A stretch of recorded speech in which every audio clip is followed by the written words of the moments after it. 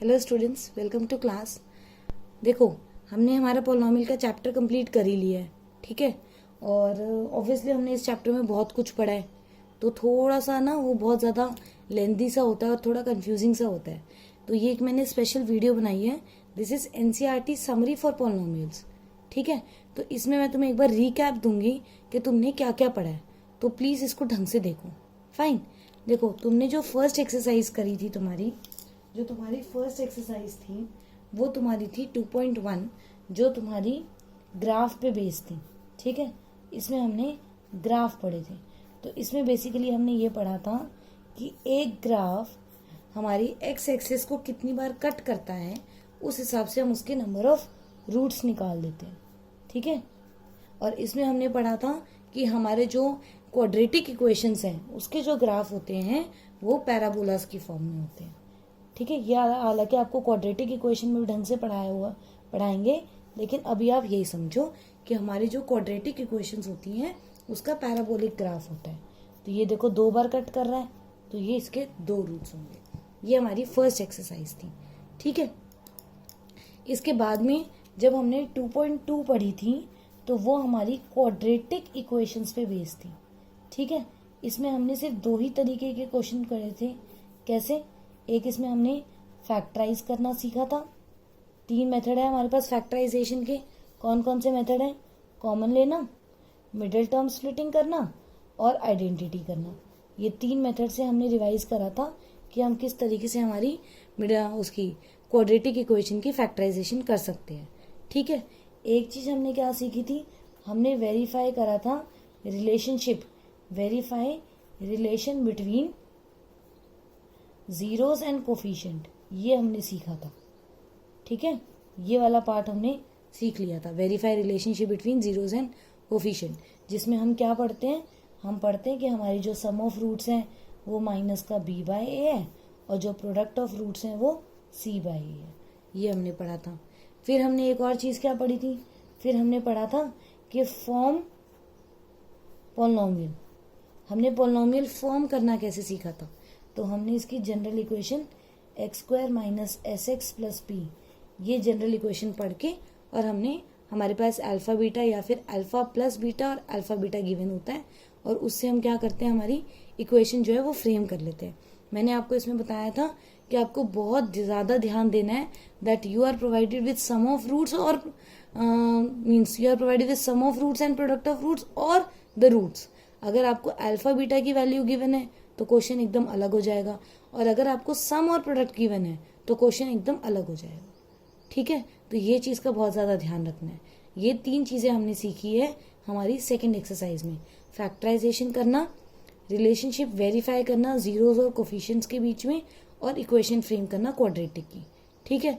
इन्हीं पे बेस्ड मैंने तुम्हें बताया था कि इसी एक्सरसाइज पे बेस्ड एक एक्स्ट्रा क्वेश्चन है जो एनसीईआरटी में तो नहीं होता लेकिन हमें बाहर से पढ़ना पड़ जाता है। वो क्या होता है? सम और प्रोडक्ट को यूज करके ऐसे वाले जो एक्सप्रेशंस होते हैं इनकी वैल्यू निकालना। तो ऐसे कितने भी एक्सप्रेशंस बन सकते हैं, इनकी वैल्यू निकालनी तुम्हें बहुत ढंग से आनी चाहिए।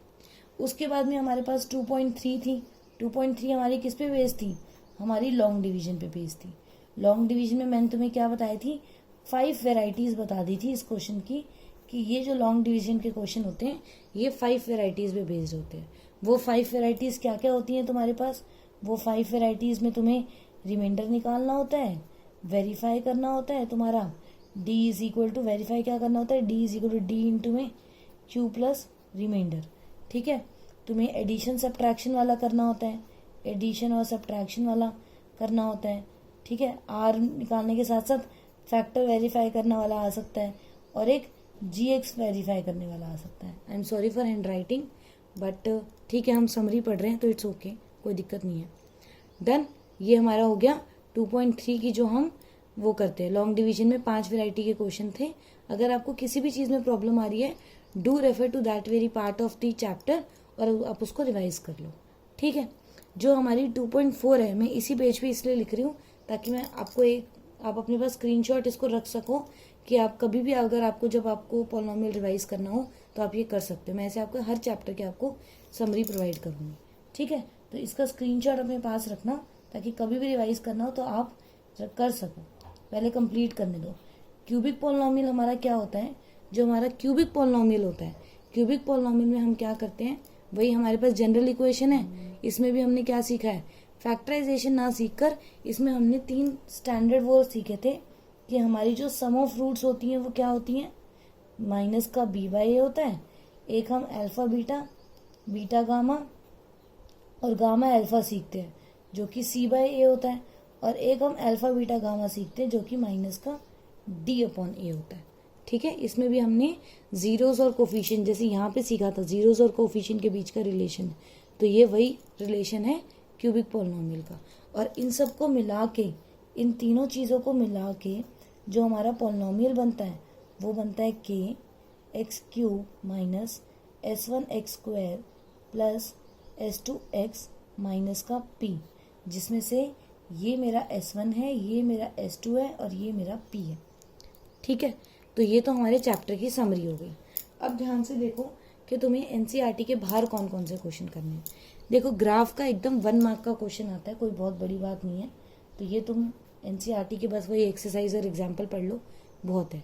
ठीक है, जो क्वाड्रेटिक इक्वेशन है उसमें तुम्हारे पास ज़्यादातर तुम मान के चलो कि 2 मार्क्स के क्वेश्चन आते हैं। ठीक है, फैक्टराइजेशन करना और वेरीफाई करना या इक्वेशन फ्रेम करना, दोनों के दोनों उसी की चीज़ है। ठीक है, तो इसमें क्या होता है, फैक्टराइजेशन तुम्हें बाहर से पढ़नी है। ठीक है, तो मैं स्टार लगा रही हूँ जो जो टॉपिक तुम्हें बाहर से पढ़नी है। फैक्टराइजेशन बाहर से क्यों पढ़नी है, क्योंकि तुम्हारे पास आइडेंटिटी है तो वो रिवाइज होनी चाहिए तुम्हें, कि तुम किसी भी कोई भी अगर एक्सप्रेशन है तो तुम उससे रूट्स निकाल लो।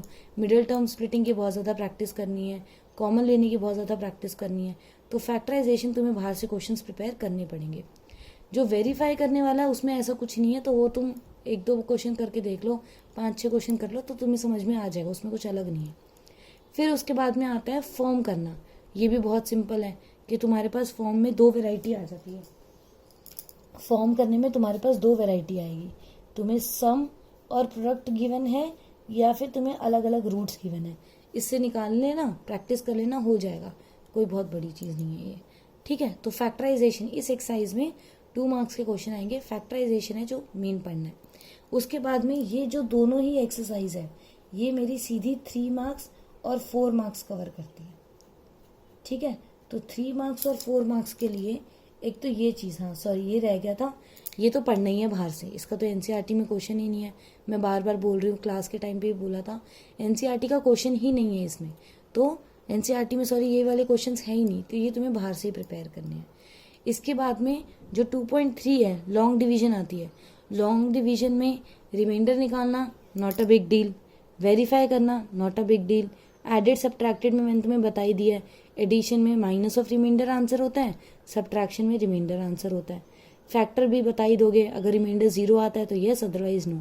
जो जीएक्स वाले क्वेश्चन है जिसमें तुम्हें जीएक्स फाइंड आउट करना पड़ता है, हालांकि एनसीईआरटी में ऐसे 3 क्वेश्चन हैं, फिर भी मैंने देखा है कि बच्चे जो होते हैं इसमें कंफ्यूज हो जाते हैं, तो इसको तुम बाहर से थोड़ी सी प्रैक्टिस कर लेना। ठीक है, ये वाला हो गया। क्यूबिक पॉलिनॉमियल हमारी ऑप्शनल एक्सरसाइज है, इसके तो ज़्यादातर जो क्वेश्चन होते हैं वो एनसीईआरटी से ही आते हैं, स्ट्रिक्टली एनसीईआरटी कर लो तुम इसकी तो। ठीक है, एनसीईआरटी करनी, इसके एनसीईआरटी ही कर लो, वैसे एनसीईआरटी से ही क्वेश्चन आते हैं।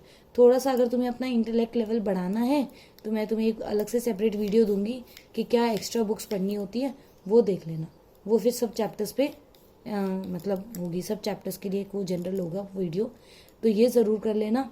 तो ये हमारी पॉलिनॉमियल्स की समरी थी, इसका स्क्रीनशॉट लेके रख लो, अब हो गया ये कंप्लीट, और कुछ नहीं लिख रही मैं, इसका स्क्रीनशॉट लेके रख लो। जिन जिन पे स्टार बनाया है वो एनसीईआरटी के बाहर भी प्रैक्टिस करने हैं, और बाकी जो है वो सिर्फ एनसीईआरटी से कर लो, मोर देन एनफ है। फाइन, वीडियोस देख लो, कोई और पार्ट है जिसमें मिसिंग, जो पार्ट मैंने सॉल्व नहीं करा हो फिर भी प्रॉब्लम आ रही है, उसमें कमेंट बॉक्स में नीचे कमेंट कर दो, तो I will get back to you. Fine, okay, चलो, और चलो फिर मिलते हैं नेक्स्ट क्लास में, मिलते हैं। ठीक है, बाय बाय, सी या।